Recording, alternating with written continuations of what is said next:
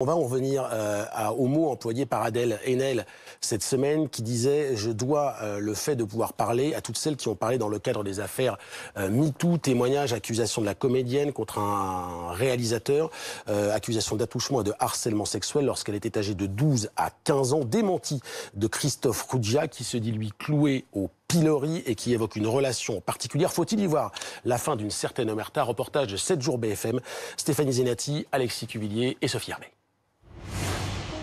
Elle n'avait jamais raconté son histoire jusqu'ici. Dans une série d'entretiens avec le site Mediapart, l'actrice Adèle Haenel révèle les faits d'attouchement et de harcèlement sexuel qu'elle aurait subi, adolescente, après le tournage de son premier film. C'est un processus très long, à ouvrir des conversations avec des gens qui nous croient, qui considèrent que l'affaire est un problème en fait. Et de se dire pour soi-même, effectivement, c'est un problème en fait, c'est grave ce qui m'est arrivé. Aujourd'hui, c'est une responsabilité pour moi. Parce que je suis en mesure de le faire. Je suis pas dans la même précarité que la plupart des gens à qui ça arrive. Et je voulais juste le faire, en fait, si vous voulez, c'est même pas... C'est pour leur parler à elles et à eux, en fait. Pour dire qu'ils sont pas tout seuls, quoi. La comédienne de 30 ans s'est décidée à parler il y a quelques mois. Son témoignage arrive 2 ans après le scandale Harvey Weinstein. Une affaire qui a permis aux femmes de dénoncer les violences sexuelles dans le milieu du cinéma. On avait eu des actrices, notamment on pense à Emma Decaune, qui avait dit être victime d'Harvey Weinstein dans la foulée de toutes les révélations venues des États-Unis.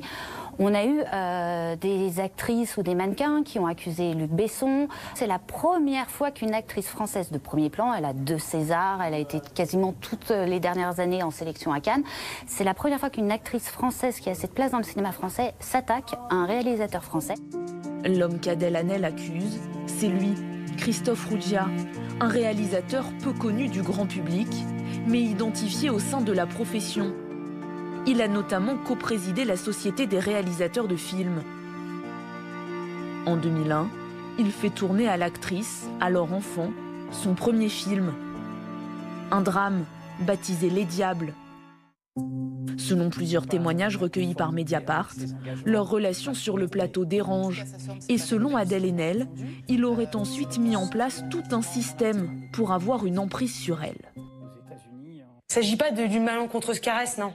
Il s'agit de quelqu'un, un homme adulte de presque 40 ans, qui se retrouve tout seul dans une pièce tous les samedis avec une jeune fille qui a entre 12 et 15 ans et qui essaye de la tripoter, et qui ne fait pas que essayer d'ailleurs. La jeune femme parvient finalement à couper les ponts. Elle se décrit à cette époque comme détruite, prête à renoncer à son rêve de devenir actrice. Aujourd'hui, même si les faits ne sont pas encore prescrits, elle a décidé de ne pas porter plainte. J'ai jamais pensé à la justice parce que, comment dire, il y a une violence systémique qui est faite aux femmes dans le système judiciaire.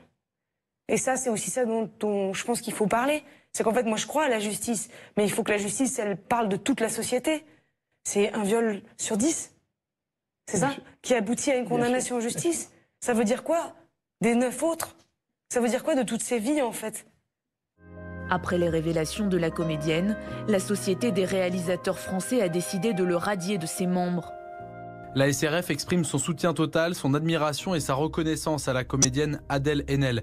Nous tenons à lui dire que nous la croyons et que nous en prenons acte immédiatement sans nous dérober à notre propre responsabilité. Son avocat décrit un homme qui a du mal à réaliser ce qui lui arrive. C'est un type qui est détruit aujourd'hui, très brutalement détruit, il ne s'attendait pas du tout. Et il est d'autant plus détruit qu'il s'est rendu compte que la vague poussait tellement fort qu'il n'était plus audible. Christophe Ruggia publie tout de même un communiqué dans lequel il continue de nier toute agression sexuelle. Il reconnaît simplement avoir eu cette emprise sur la jeune actrice. Je n'ai jamais eu à son égard, je le redis, les gestes physiques et le comportement de harcèlement sexuel dont elle m'accuse. Mais j'ai commis l'erreur de jouer les Pygmalions avec les malentendus et les entraves qu'une telle posture suscite. Emprise du metteur en scène à l'égard de l'actrice qu'il avait dirigée et avec laquelle il rêvait de tourner à nouveau. Après cette sortie du silence, la prise de position d'Adèle Haenel le mois dernier sur Roman Polanski prend maintenant un autre sens. Alors que son dernier film est projeté dans un festival auquel elle participe, Elle demande qu'il soit encadré d'un débat sur les violences sexuelles. La situation de Polanski est malheureusement un cas emblématique. Parce qu'elle est, si vous voulez, oui, il est représentant de la culture. On entend tout le temps parler de lui. Il ne s'agit pas de censurer. Il ne s'agit pas de diaboliser. Mais il s'agit d'ouvrir la parole et d'écouter. Pour Adèle Haenel, le monde du cinéma doit aider à faire bouger les choses dans toute la société. La justice a décidé d'ores et déjà de s'intéresser à l'affaire. Le parquet de Paris a ouvert une enquête préliminaire pour agression sexuelle sur mineurs de moins de 15 ans par personne ayant autorité. Elle a été confiée à l'Office central de la répression de la violence faite aux personnes.